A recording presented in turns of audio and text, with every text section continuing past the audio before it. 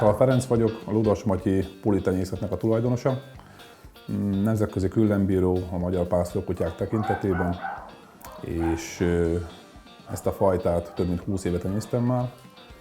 Először Komondor ugatott a kisújszállási házunk udvarán, de később egyértelműen a terelőpásztorkutyák irányába terelt az élet. 98-ban került hozzám az első törzskimezett puliszukám, akire alapoztuk a tenyésztést. Mai napig minden ludasmatyi kutyának valamilyen fokú őse ez az alapítószuka. Fajtával kapcsolatban néhány gondolat. Egy ősi magyar pásztorkutyáról beszélünk. Az ősi háttér az egyértelműen bizonyított, hiszen rengeteg lelet és feljegyzés található a fajta történetével kapcsolatosan. Egy biztos, hogy honfoglalás idején, mikor a népvándorlás, a külterjes áttenyésztés abszolút működött, akkor a puli már kísérte az ős magyarokat egészen a Kárpát-medencéig. Története sokkal régebbre nyúlik vissza, amiről szintén vannak írásos feljegyzéseink. Munkája és megjelenése egyértelműen a külterjes állattartás körülményeinek megfelelő kutyát igényelte. Annyit tudunk, hogy a régi feljegyzések is azt írták a puliról, hogy egy kistestű, csizmaszáras kutya volt. A csizmaszáras kutya azt jelenti, hogy körülbelül a juhásznak a csizmaszáráig ért a marmagasságának a kutyának. Ez egy nagyon jól behatárolja a kutyának a valódi mérettartományát. Azt tudjuk, hogy különleges intelligenciával rendelkezett, amit a mai napig is őriz ez a fajta. És azt tudjuk, hogy a külső körülményekhez rendkívül alkalmazkodó, egy rideg tartást is jól tűrő fajtáról van szó. Nagy becsben tartották ezt a eleink, ezért próbálták tiszta vérben tenyészteni ezt a fajtát. A tiszta vérű tenyésztést nem feltétlenül a mai kornak megfelelően kell érteni, hanem alapvető tenyész célkitűzése volt a juhászembernek, hogy intelligenciájában, munkakészségében egy felülmúltatlan kutyát tenyészen. Erre törekedtek generáció juhász dinasztiák. Ez sikerült is, és a mai napig őrzi a fajta ezt az értelmi képességét, bár ma már nem feltétlenül ez az elsődleges szempont, mikor vásárlásra vagy pulitartásra adjuk a fejünket.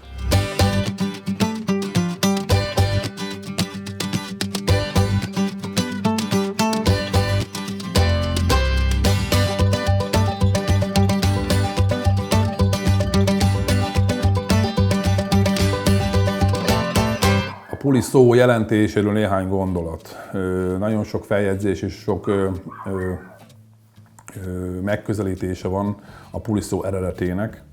Egy biztos, hogy az ősi magyar pásztorkutya 3 volt, a kuvasz, a komondor és a puli. Na most a régi feljegyzések azt mondják, hogy a kuvasz és a komondor a kutya szóból eredeztették a nevét, hiszen kumondornak mondták régen a komondort is, viszont a puli ennél sokkal többet jelentett a pásztoroknak. Egy egészen más megközelítésbe helyezte ezt a fajtát, szóval nem kutyaként kezelték annak idején se ezt a kutyát, hanem olyan különleges lényként, ami mindenképpen elsődleges segítsége volt a pásztornak. Ezért mondjuk azt mai napig, hogy a puli az nem kutya, hanem az puli.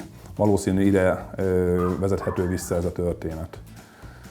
Tenyésztésével kapcsolatosan néhány gondolat. A első világháború előtt, az 1900-as évek elején nem sok feljegyzésünk van a fajtáról. Ez annak köszönhető, hogy gyakorlatilag a krónikások nem jártak ki a külterjes pásztorokhoz krónikát írni. A puli meg folyamatosan a dolgát végezte kint a nyájak mellett. Ott töltötte tavasztól őszig az idejét, sőt, sokszor a téli szállásokon is pulival dolgoztak. Ezért igazándiból túl sok konkrét feljegyzésünk a puliról nincs ebből az időszakból. Viszont ahogy a külterjes állattartás beszorult és belterjes állattartásról kezdtük beszélni, onnan kezdett inkább feljegyzésekben bővelkedni az irodalom. A két világháború között szintén lelkes kutyatenyésztők mezőgazdasági szakemberek és állatorvosok álltak az ügy mellé, egész szép eredményekkel, de a második világháború szintén óriási károkat okozott, nem csak a puli, hanem a többi magyar kutyafajta történetében is, és mondhatjuk azt, hogy a második világháborúban teljesen romjaiból kell feléleszteni ezt a fajtát is. Ma már nem a pásztorok mellett lévő munkakutya volt az elsődleges szempont, hanem a belterjes állattartás, miatt a jelző, területőrző, rendkívül intelligens kutyák megtartása volt a cél, valamilyen küllemi keretek között. Ez a küllemi keret az volt, hogy, mint említettem, méretben harmonizáló, homogén állományt hozzanak létre. A puli karakterével kapcsolatban elmondható, hogy egy rendkívül intelligens, tanulékony fajtáról van szó. Kiemelném a rendkívüli emberközpontúságát, amit tartva más pásztorkutyákat is, az rendkívül szembetűnő, hogy mennyire emberközpontú a puli. Gyakorlatilag folyamatosan a gazdát figyeli, ez elég korán kölyökkorban elkezdődik, szóval az a erős kötődés, ami a puli és a gazdák között van, az nagyon kevés fajtára jellemző, legalábbis az én tapasztalatom alapján. Ezt a rendkívüli tanulékonyságát és értelmi képességét még a pásztorkodó múlt után hozta magával, ami mélyen rögzít van a genetikájában, ez mai napig megvan. Ez teljesen átterülött abba az irányba, hogy rendkívül jó társkutya lett a puliból, aki gyakorlatilag minden körülmények között társa a családnak, a gyerekeknek, az időseknek, és ez a rendkívüli intelligenciája nagyon sok téren megmutatkozik. Akár sportokba, ha alkalmazzuk, kutyasportokba, terápiás kutyaként, vagy esetlegesen, ha még mindenki érez nosztalgiát a terelés iránt, ma is megteheti, hiszen vannak terelési lehetőségek a fajtával. Igaz, ebbe a szőrkondícióban, változatban, amit most tartjuk őket, elég nehezen megvalósítható ez. Kinek ajánlom a fajtát? Ajánlom gyakorlatilag majdnem mindenkinek, aki egy intelligens, szerethető kutyát keres. Nagyon-nagyon alkalmazkodó fajtáról van szó, gyakorlatilag gyerekek mellett is és idősek mellett is nagyon jól végzi dolgát. Könnyen beilleszkedik a napi ritmusba, akár legyen ez egy pörgősebb családi élet, akár egy nyugodtabb, idősebb ember mellett. Nagyon-nagyon jól tud alkalmazkodni minden körülményhez ez a fajta. Felhívnám a figyelmet arra is, hogy sókutyaként, kiáltási kutyaként is rendkívül jól teljesít. Nagyon sok kiáltásnak napi szinten is sztárja a puli, különleges megjelenésével. A puli karakterével kapcsolatban, mint sokan tudják, ez egy rendkívül élénk vérmérsékletű fajta. Beszédes fajtának is mondják, hiszen azért nagyon kevés az olyan puli, aki folyamatosan csendben van, azért mindig hangot ad a véleményének a puli. Ami van, akinek sok, van, akinek kevés. Hiszen a pulinak van vélemény, egy rendkívül intelligens fajta, aki sokszor ennek hangot is ad. És az a gazda, aki erre kíváncsi, az nagyon jól jár, hiszen a pulival egy nagyon kerek, teljes életet lehet élni. Egy öntudatos kutya, de mindenképpen a gazda az elsődleges az ő véleményalkotásában.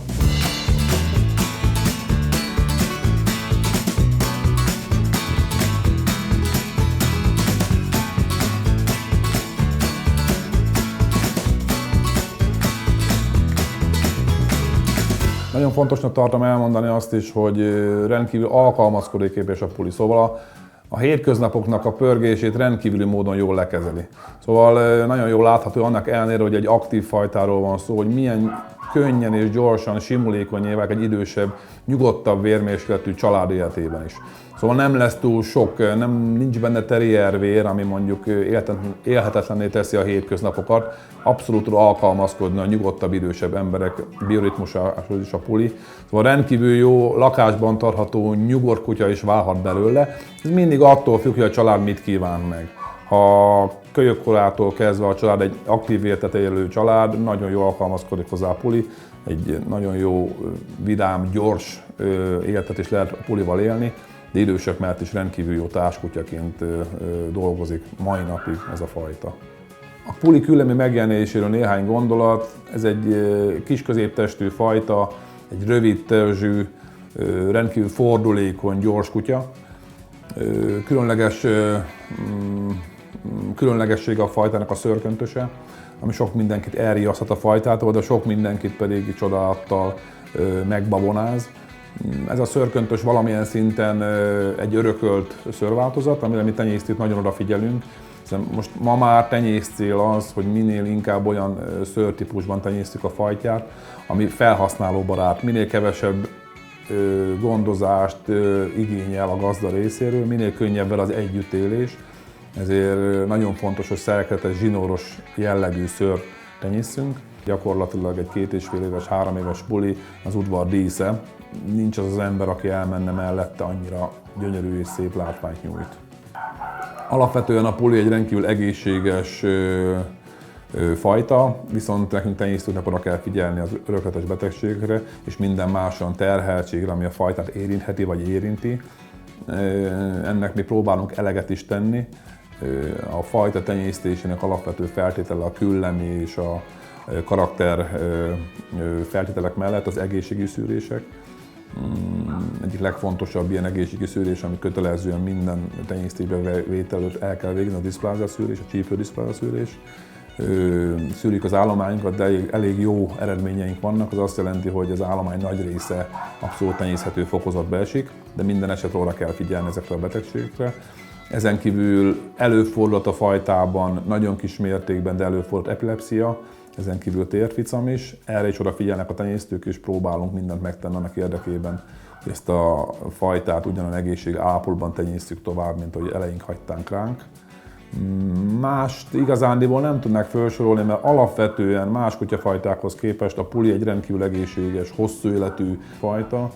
Ez azt jelenti, hogy gyakorlatilag teljesen egészséges állapotban 14-16 évet is megélnek a kutyák. Igazándiból állatorvoshoz mi is csak az oltások miatt járunk, más egyéb miatt nem szükségeltetik. Úgyhogy mindenkit arra buzdítok, hogy pulit tartson, mert egy rendkívül egészséges, hosszú életű fajtát fog kapni. Ejtsünk szót arról is, hogy a puli milyen színváltozatokban tenyésztődik. Nagyon sokan csak a fekete színváltozatot ismerik, de tudni kell, hogy 4 színváltozatban tenyésztjük a fajtát, a fekete, fehér, maszkos vakor és szürke színváltozat. Természetesen dominanciája, színdominanciája miatt a fekete az uralkodó és a leginkább elterjedt színváltozat, de mellette mind a másik 3 szín is megjelenik. A szürke és a maszkos vakó a feketéhez kötötten tenyésztődik, szóval a fekete mindig a bázisszín. A fehér külön színként tenyésztődik, de időközönként a genetikai beszűkülés miatt szükségeltetik ezeket a színeket keresztezni. Alapvetően a feketére gondolok, fekete és fehér párosításokat szoktunk létrehozni. Néhány gondolat arról is, hogy a pulinak a mai világban, mai életünkben hogy néz ki a jövője, jelene.